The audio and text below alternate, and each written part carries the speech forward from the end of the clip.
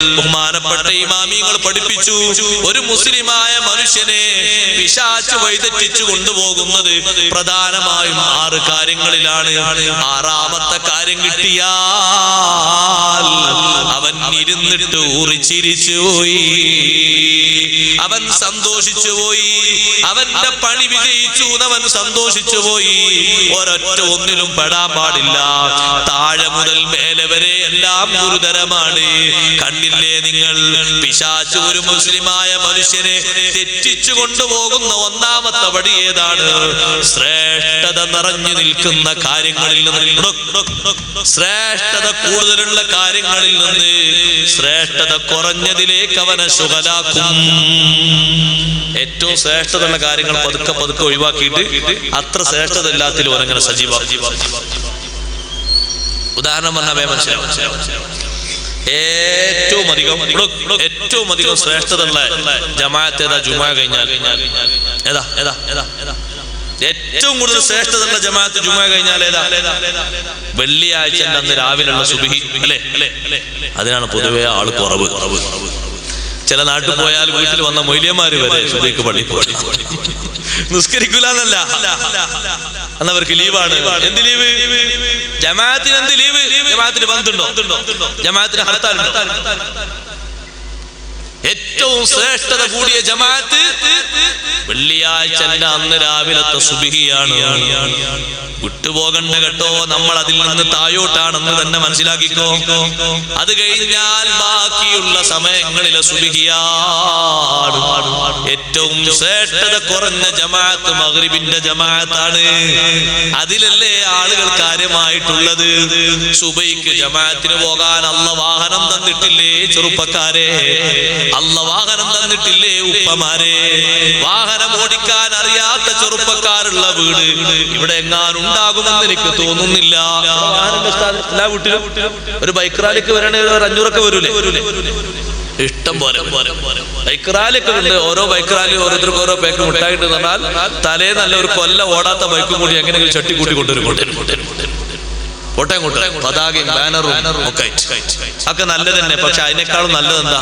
ആ വണ്ടി എടുത്ത് സുബഹിക്കും പള്ളിന്റെ മുറ്റത്തെത്തിയിട്ട് ഈ പള്ളിയും ഈ മഖ്ബറയും ഈ മഹാനവറുകൾ സൂഫി ഷഹീദ് റഹ്മത്തുള്ളാഹി അലൈഹി റളിയല്ലാഹു അൻഹു മഹാനവറുകളും ബഹുമാനപ്പെട്ട സഖാഫതങ്ങളും ഖദ്ദസല്ലാഹു സറഹുൽ തങ്ങളൊക്കെ അവരൊക്കെ നോക്കിയിട്ട് അവരൊക്കെ ഇങ്ങനെ നോക്കി നാളെ ആഖിറത്തിൽ പറയണം, പഠിച്ചോനെ ഞാൻ ഞങ്ങൾ അവിടെ കിടക്കുമ്പോ സുബഹിന്റെ ജമാഅത്തിന് പള്ളിക്കൽ വന്ന് വാഹനം അവരുടെ മുറ്റത്ത് പാർക്ക് ചെയ്ത ആളാണ്.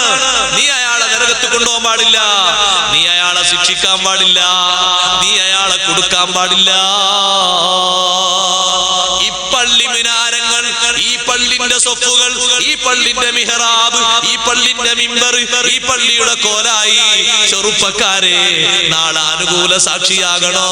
നിങ്ങളെ വാഹനം അല്ലാഹ് മഈശത്തിന് വേണ്ടി തന്നത് മാത്രമല്ല, ആ വാഹനം ഒന്ന് ഓടിച്ച് എത്ര അകലെയാണെങ്കിലും ഒന്ന് പള്ളിയിലെത്തിക്കോ. കാറുള്ള വീട്ടുകാര് ധാരാളമുണ്ട്. ഞാനിങ്ങനെ വരുമ്പോ പല വീട്ടിലേക്കും നോക്കി പല വീട്ടിലും കാറ് കണ്ടിട്ടുണ്ട്.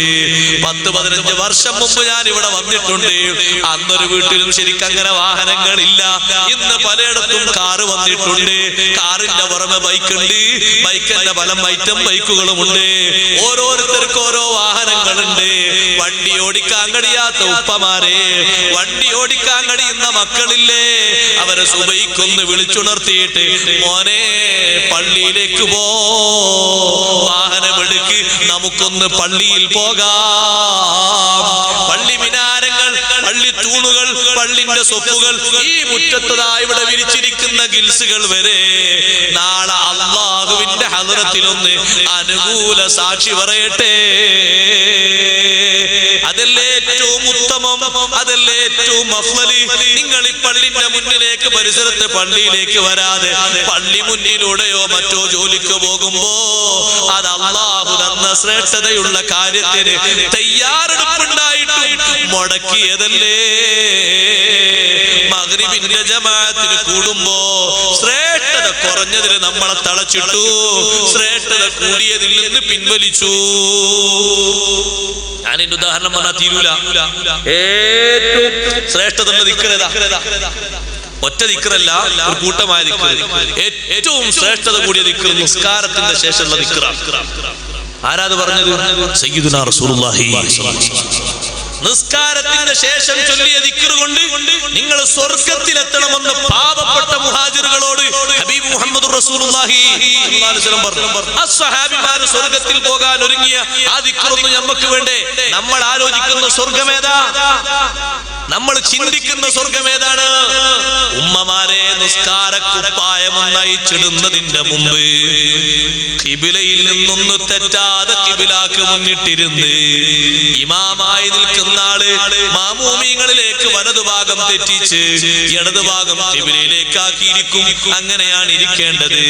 അല്ലാത്തവരൊക്കെ ഖിബിലയിലേക്ക് തിരിഞ്ഞിരുന്ന് ദിക്ർ ചൊല്ലണം. ആ ദിക്ർ കൊണ്ട് എവിടെ എത്താൻ പറ്റും? തുദിരിക്കൂന ബിഹി മൻ സബഖകും.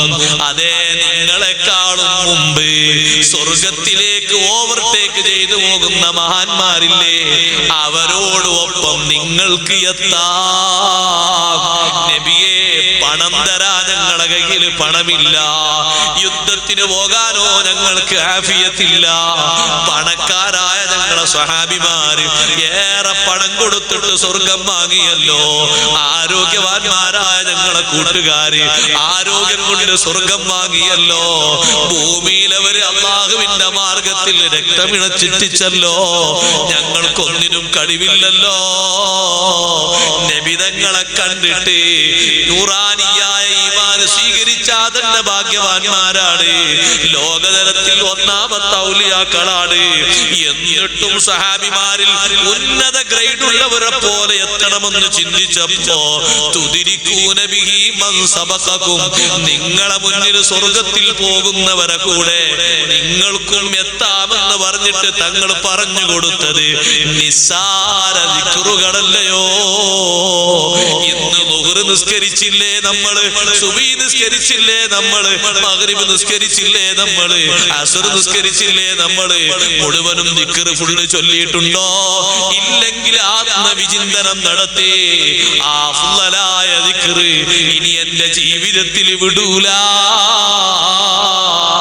ശൈത്താൻ എത്ര പ്രേരിപ്പിച്ച് നിസ്കരിക്കുന്നിടത്ത് കുത്തി പുറത്താക്കിയാലും മൊബൈൽ കാണിച്ചുകൊണ്ട് പുറത്തു പോയിട്ടൊന്ന് തോണ്ടിക്കളിച്ചോന്ന് പറഞ്ഞാലും ദിക്ർ മൊത്തം ചൊല്ലിയിട്ടല്ലാതെ ഞാൻ അനങ്ങൂല എന്ന് തീരുമാനമെടുത്തോ സഹോദരാ. അടുക്കളയിൽ എത്ര തിരക്കിട്ടുള്ള ജോലി ഉണ്ടെങ്കിലും ആയിഷ ബീവി റളിയല്ലാഹു അൻഹാ ദിക്ർ മൊത്തം ചൊല്ലിയിട്ടല്ലാതെ എണീക്കാറില്ല. ഉമ്മമാരെ, അവര് കാണുന്ന സ്വർഗം വേണ്ടയോ? പിശാചിന്റെ ജൽപ്പനങ്ങൾക്ക് അവന്റെ കാൽപ്പാടുകൾക്ക് പിൻപറ്റിയിട്ട് നമുക്കവര് പോകുന്ന സ്വർഗത്തിലെത്താൻ പറ്റുമോ? ഇല്ലല്ലോ സഹോദരങ്ങളെ. ഏറ്റവും അഫ്ളലായ കലാം ഏതാണ്? അല്ലാഹ് കേൾക്കാൻ ഏറ്റവും ഇഷ്ടപ്പെടുന്ന കലാം ഏതാണ്? ഖൈറുൽ കലാമി കലാമുല്ലാഹ്. അല്ലാഹു ഏറ്റവും ഖൈറുൽ കലാമായി പറഞ്ഞത് അവന്റെ കലാമല്ലേ? ഏറ്റവും അധികം നിങ്ങൾ കേൾക്കേണ്ടത് ഖുർആനിനേക്കാൾ അധികം കേൾക്കേണ്ടത് ഖുർആനാണ്. ഏറ്റവും അധികം ചൊല്ലേണ്ടതും ഓതേണ്ടതും ഖുർആനാണ്. ആ ഖുർആൻ നിങ്ങൾ ഓതുമ്പോ ഏറ്റവും അഫ്ളലായ അമലാണ് ചെയ്യുന്നത്. അത്ര അഫ്ളൽ സ്വലാത്തിനില്ലല്ലോ, അത്ര അഫ്ളൽ ബുർദക്കില്ലല്ലോ, അത്ര ഫളീലത്ത് മറ്റൊന്നിനുമില്ലല്ലോ. ഖുർആൻ ഓതാൻ നേരം കാണാതെ, ഖുർആൻ കേൾക്കാൻ നേരം കാണാതെ, അതൊന്ന് തുറന്നു നോക്കാൻ നേരം കാണാതെ 3 മണിക്കൂറും 4 മണിക്കൂറും മെസ്സേജുകൾക്ക് വേണ്ടി ഭക്ഷണമർത്തുന്നവരില്ലേ, മാന്തിപ്പറിക്കുന്നവരില്ലേ, അകക്കടമ്പ് പുറത്തെടുക്കുന്നവരില്ലേ? ആ 3.5 മണിക്കൂർ കൊണ്ട് എന്ത് ആഖിറം കിട്ടി, എന്ത് ദുനിയാവ് കിട്ടി, എന്ത് ഉപകാരം കിട്ടി? അതുകൊണ്ട് ഖുർആൻ ശരീഫ് അഫ്ളലാണ്, അത് മറന്നു പോകണ്ട. പിശാചിന്റെ ഒന്നാമത്തെ സ്റ്റെപ്പ് അഫ്ളലായതിൽ നിന്ന് ഫളീലത്ത് കുറഞ്ഞതിലേക്ക് പിടിച്ചു കൊണ്ടുപോകലാണ്. അതിൽ ഒരാളെ കിട്ടിയാൽ നേരെ മുകളിലുള്ള സ്റ്റെപ്പ് ഏതാണെന്നറിയോ? രണ്ടാമത്തെ സ്റ്റെപ്പ് ഇശ്തിഗാലുഹു ബിൽ മുബാഹാത്ത്. ഹലാൽ ഹലാലുകളെ കൊണ്ട് അവനങ്ങോട്ട് ജോലിയാക്കുക. ഹലാല് കൂലിയുണ്ടോ? കൂലില്ല. കുറ്റുണ്ടോ? കുറ്റല്ല. എന്നാലും കൂലി ഉണ്ടാവില്ല. കുറ്റല്ലാതല്ലേ നമ്മൾ കരുതുന്നത്. പിശാച് കരുതുന്നത് കുറ്റല്ലെങ്കിൽ കൂലില്ലല്ലോ. അവനങ്ങനെ കൂലി കൂടാൻ പാടില്ല. കുറ്റണ്ടായിട്ടല്ല കൂലി കൂടാൻ പാടില്ല. ഒരു മുസ്ലിമായ മനുഷ്യൻ ഒരു കൂലി കൂടിയാൽ ഏറ്റവും അധികം ഇവിടെ സങ്കടപ്പെടുന്നത് ആരാ? ഇബ്ലീസ് ലഅനത്തുല്ലാഹി അലൈഹി അല്ലേ?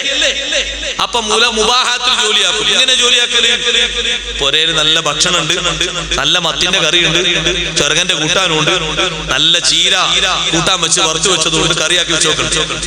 പക്ഷെ ആ ചെറുപ്പക്കാരൻ ഒരു ദിവസം ജോലി എടുത്തിട്ട് 500 രൂപ കിട്ടി. ഇങ്ങനെ വരുമ്പോഴാണ് അവരിങ്ങനെ ഒരു ബോർഡ് കാണും. എന്താ ബോർഡ്? മന്തി കട, 1-ാം നമ്പർ മന്തി. മന്തി ഒന്ന് അടിച്ചു. മന്തി അടിക്കുന്നത് തെറ്റൊന്നുമില്ല, ഹലാലാണ്. ഇപ്പം കേറി എത്രയാ മന്തിക്ക്? മന്തിക്ക് 350 മന്തി വാങ്ങി. അപ്പൊ അവര് ചോദിച്ചു, മന്തിന്റെ കൂടെ സാധാരണ കയറുന്നവർക്ക് ജ്യൂസ് കുടിക്കാറുണ്ട്, ജ്യൂസ് വേണോ? ജ്യൂസും എന്താ ജ്യൂസ്?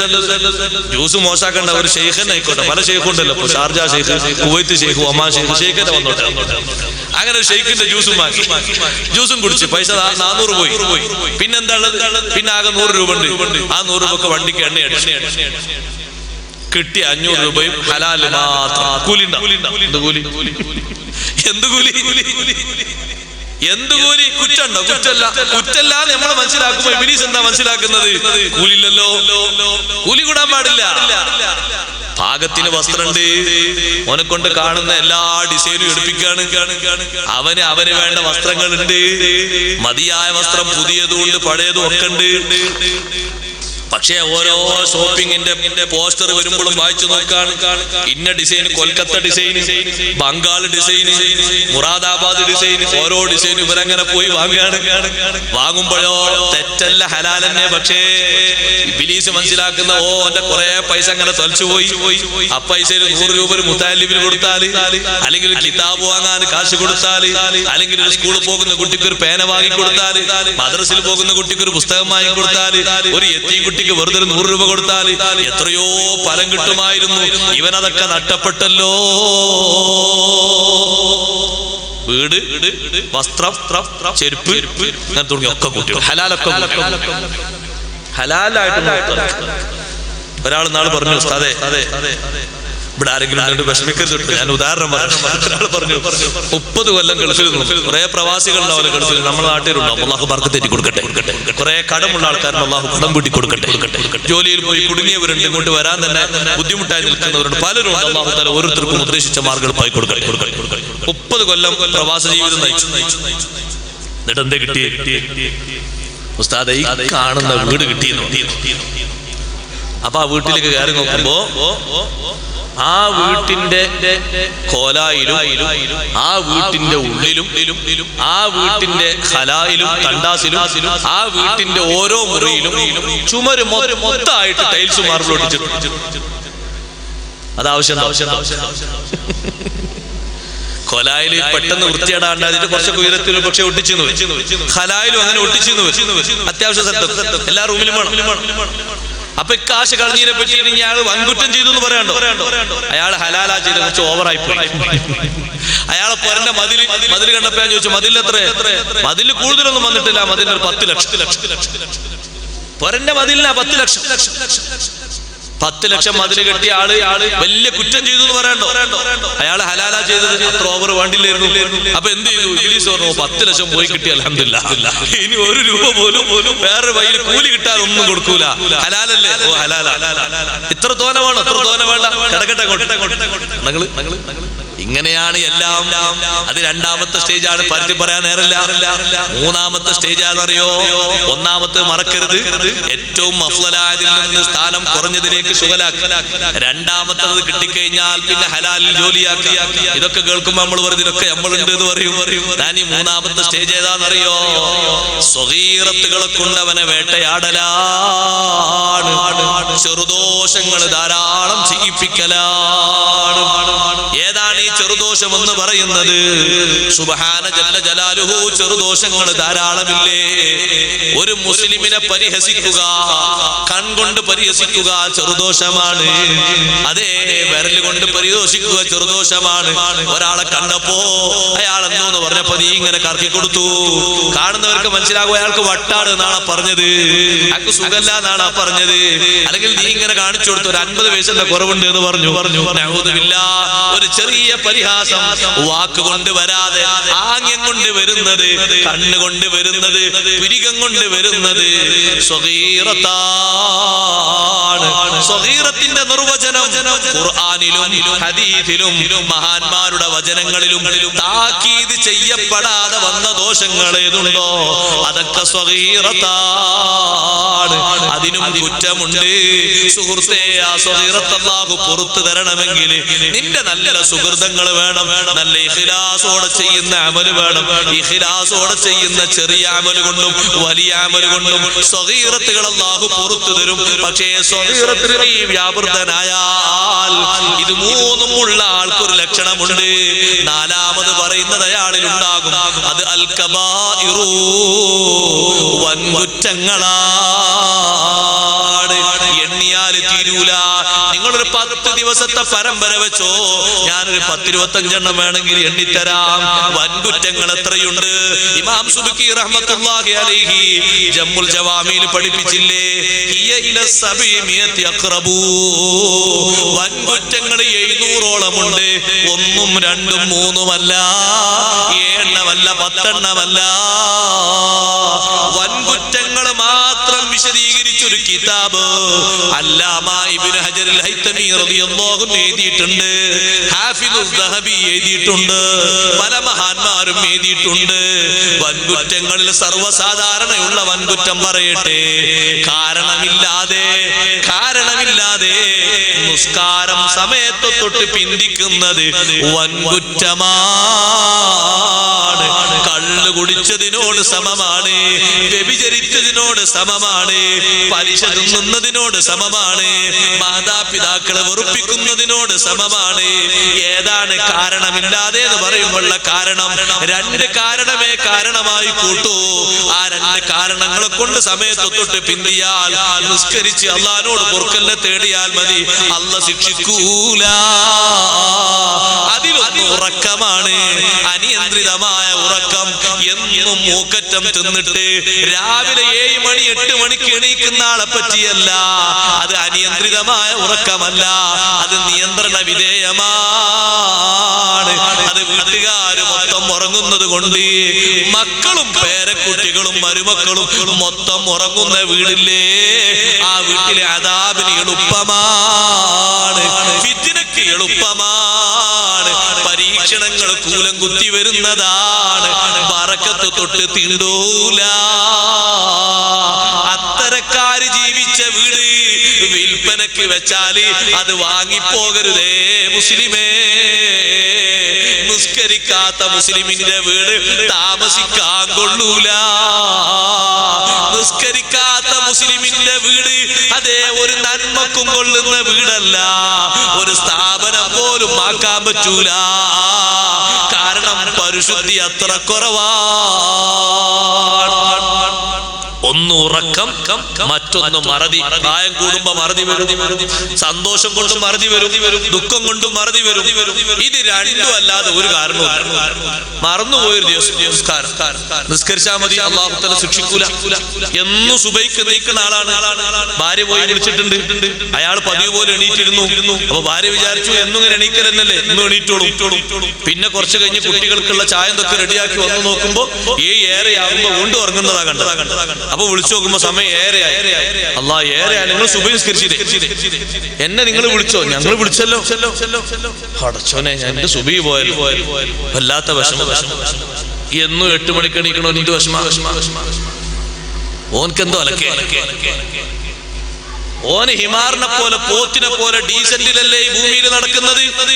ഒരു സെക്കൻഡ് അല്ലാഹുവിന്റെ ഭൂമിയിലൂടെ നടക്കാൻ ഹയായില്ലല്ലോ മനുഷ്യന്. സുബഹി നിസ്കരിക്കാതെ നിസ്കാരം കളാക്കിയിട്ട് എത്ര വലിയ മോശപ്പെട്ടവനാണ് അവൻ. ഈ നാട്ടിലെ വൻകുറ്റങ്ങൾ ചെയ്യുന്നതിൽ ഏറ്റവും വലിയ തലതൊട്ടപ്പനാണ് അവൻ.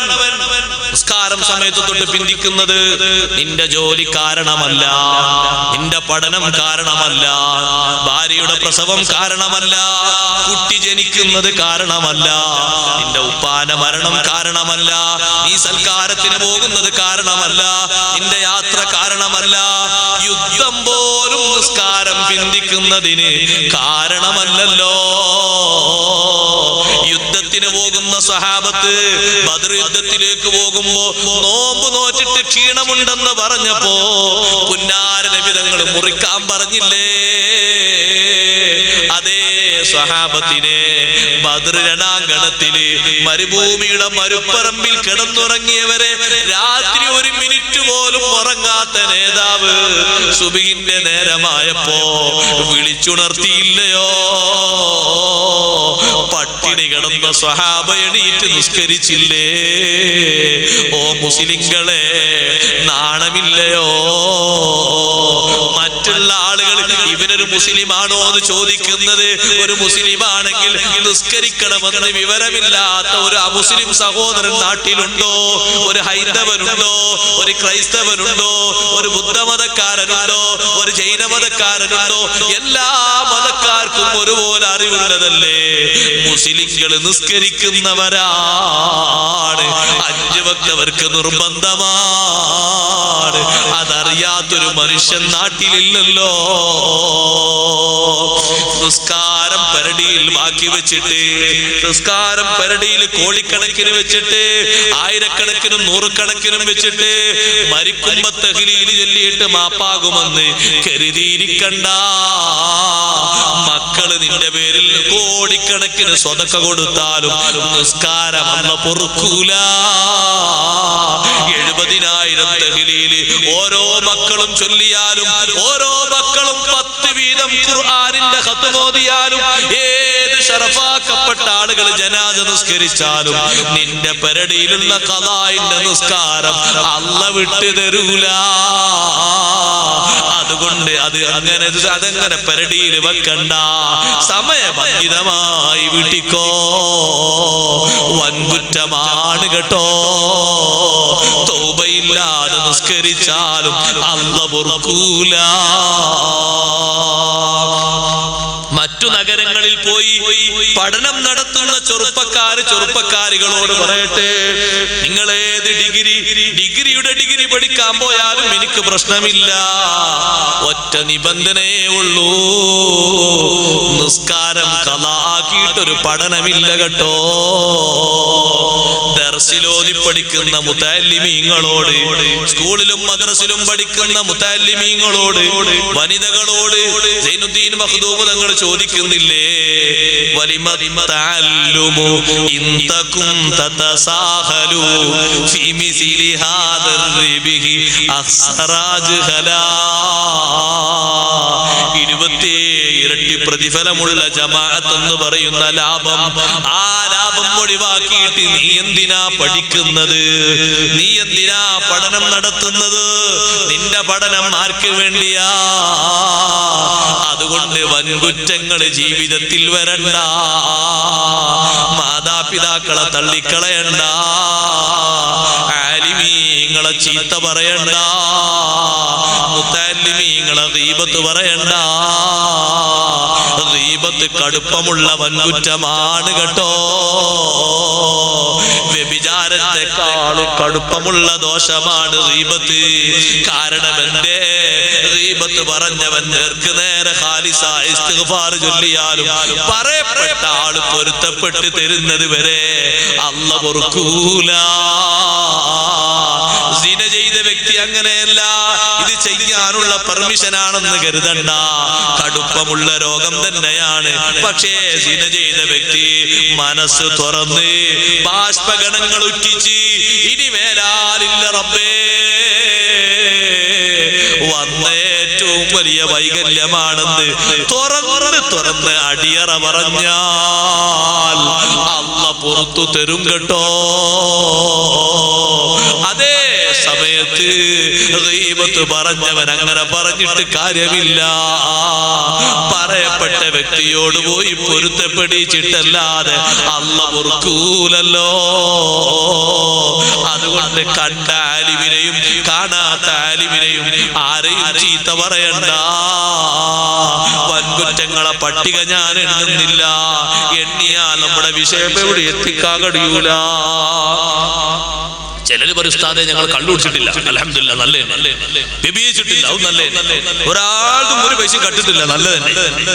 നിങ്ങൾ 5 വക്ത് നിസ്കാരവും തക്ലീഫത്തിന് ശേഷം മുക്കല്ലഫായത്തിന് ശേഷം കാരണം കൂടാതെ പോട്ടെ, അതൊക്കെ നിസ്കരിച്ചിട്ടുണ്ട്. അത് ഉസ്താദ് ചോദിക്കരുതായിരുന്നു എന്ന് പറയും. വേറെന്ത് ഉസ്താദ് ചോദിച്ചത് അത് ചോദിക്കരുതായിരുന്നു. അതില്ല, മിക്കവർക്കും അതില്ല. 5 വക്ത് നിസ്കരിക്കുന്ന ആള് അയാളല്ലേ ശരിയായ രൂപത്തിൽ. മുമ്പ് നമ്മളെ നാട്ടിൽ നിന്ന് ഞാനിങ്ങനെ വാഹനം കയറി പോകുമ്പോ ജീപ്പിൽ കയറി നാട്ടിലേക്ക് പോകുന്ന സമയത്ത് ഒരു ഞായറാഴ്ച എന്നെ ഓർമ്മ. ഞായറാഴ്ച ആകുമ്പോ പിന്നെ പൊതുവെ കുറെ ആൾക്കാർക്ക് ലീവ് ആയതുകൊണ്ട് അങ്ങാടിക്കൊന്നും പെട്ടെന്ന് ഇറങ്ങാൻ പറ്റില്ല. കാരണം ഒരു ദുഷിച്ച വാസന വരും പലയിടത്തും. കുടിച്ചിട്ട് ഇങ്ങനെ ആടുന്ന ആൾക്കാരും കാണും. ചിലപ്പോൾ മേലോട്ട് വന്നവർ വീഴും ചെയ്യും, കുടിച്ചു വന്നവർ ഛർദ്ദിക്കും. പിന്നെ അത് കൈകാൻ നടക്കുന്നില്ല, നിസ്കരിക്കാനും പറ്റൂല.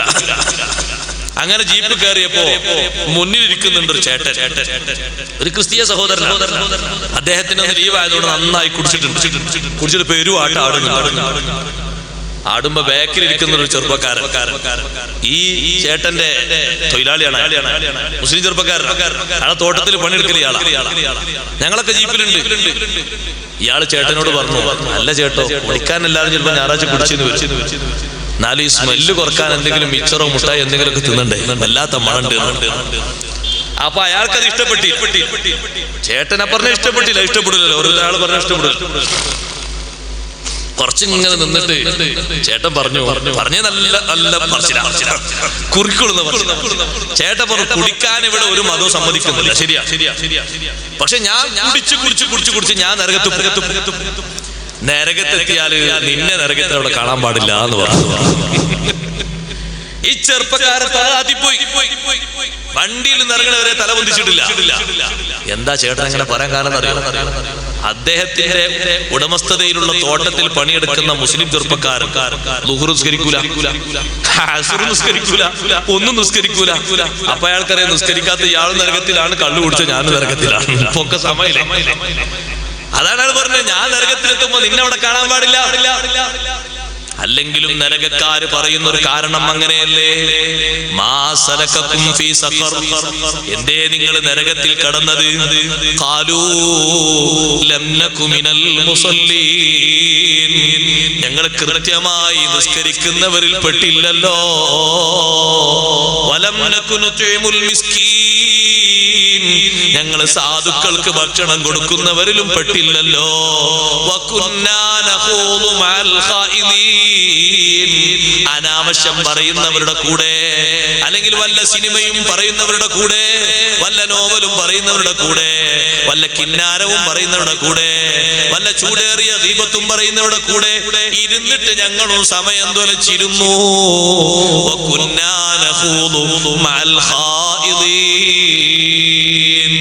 അതുകൊണ്ട് കബീറത്തുണ്ടോ, 4ാമത്തെ സ്റ്റെപ്പിലാണെന്ന് കരുതണം. ഇബ്ലീസിന്റെ വല്ലാത്ത കുരുക്കിലാണ് പെട്ടിരിക്കുന്നത് എന്ന് മനസ്സിലാക്കണം. കബീറത്തും ഒരാളിൽ വന്നാൽ ഇബ്ലീസ് അയാളെ പിടിച്ചു കൊണ്ടുപോകുന്നത് അടുത്ത സ്റ്റേജ് ഏതാണെന്നറിയോ? അൽ ബിദ്അത്തു, ബിദ്അത്താണ്. അല്ലാഹ് കാക്കട്ടെ. അങ്ങനെ നാട്ടിലൊക്കെ എല്ലാവർക്കും അറിയാം. നാളെ ഒരാൾ പറഞ്ഞു, കള്ളു കുടിച്ചുകൊണ്ട് വന്ന ഒരാൾ ചെറുപ്പക്കാരനെ കുറച്ചാൾക്കാർ വന്നിട്ട് കൊണ്ടുപോയി 40 ദിവസം ഒരു സ്ഥലത്ത് പാർപ്പിച്ച് കുറെ ഇൽമൊക്കെ പറഞ്ഞു കൊടുത്ത് നന്നാക്കി. നിങ്ങൾക്ക് ആർക്കെങ്കിലും അങ്ങനെ ചെയ്യാൻ കഴിഞ്ഞോ? അപ്പൊ ഞങ്ങള് പറഞ്ഞു, അയാൾ നേരത്തെ ഇവിടെ കള്ളു കുടിച്ചുകൊണ്ട് നിൽക്കുമ്പോ ഒരു കുഴപ്പമില്ല, അയാൾ ശരിക്കും ഒരു ഈമാനോട് കൂടെ നടന്നിരുന്നു. ഇപ്പൊ അയാള് പറ്റ കുഴപ്പമായി.